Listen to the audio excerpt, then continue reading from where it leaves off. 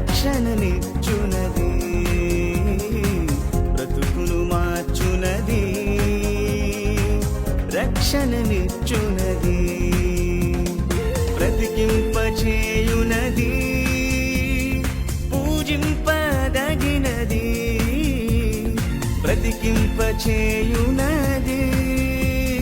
పూజింపదగినది.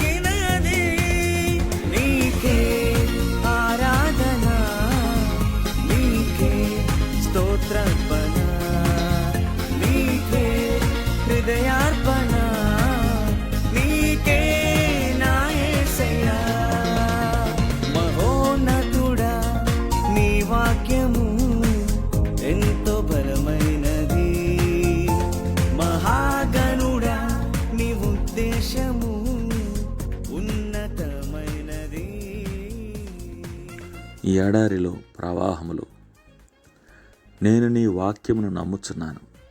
కీర్తనలు 119:42. మన విశ్వాసము బలంగా ఉన్నా బలహీనంగా ఉన్నా దానిని బట్టే దేవుడు తన మాట ప్రకారం చేస్తాడు. విశ్వాసమునకును బయటికి కనబడుచుండు వాటికి సంబంధం ఉండకపోవచ్చు.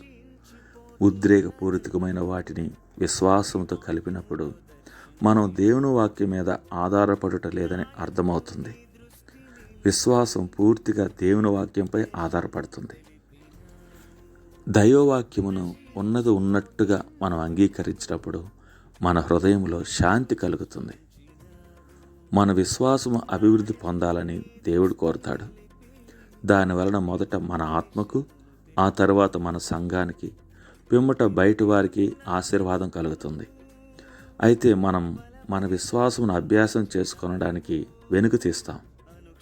మనకు పరిశోధనలు వచ్చినప్పుడు, నా తండ్రి ఈ పరిశోధనా పాత్రను నా చేతిలో పెట్టినాడు, దీని వెంట ఏదో మధురం నాకు లభిస్తుంది అని చెప్పాలి.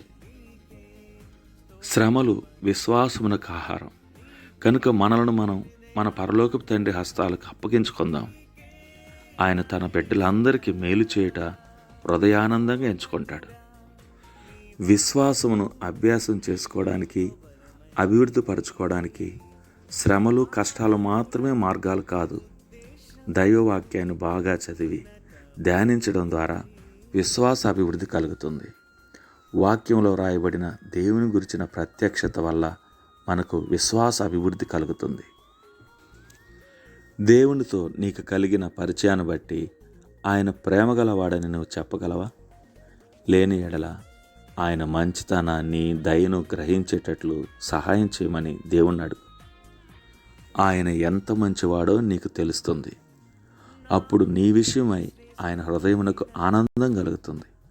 ఆయన దగ్గరకు మనం సమీపించే కొలది ఆయన మన పట్ల జరిగించే వాటన్నిటి విషయంలో సమ్మతిస్తాం. అప్పుడు శ్రమలు రాగానే ఇలాగంటాం, దీనిలో నుండి ఏ మంచి రానయ్యనదో నేను కనిపెట్టి చూస్తా అని. ఆయన దృష్టిలో మనం సాక్షులుగా ఉండగలం, ఇతరుల చేతులను పట్టి లేవనెత్తగలం. George Muller.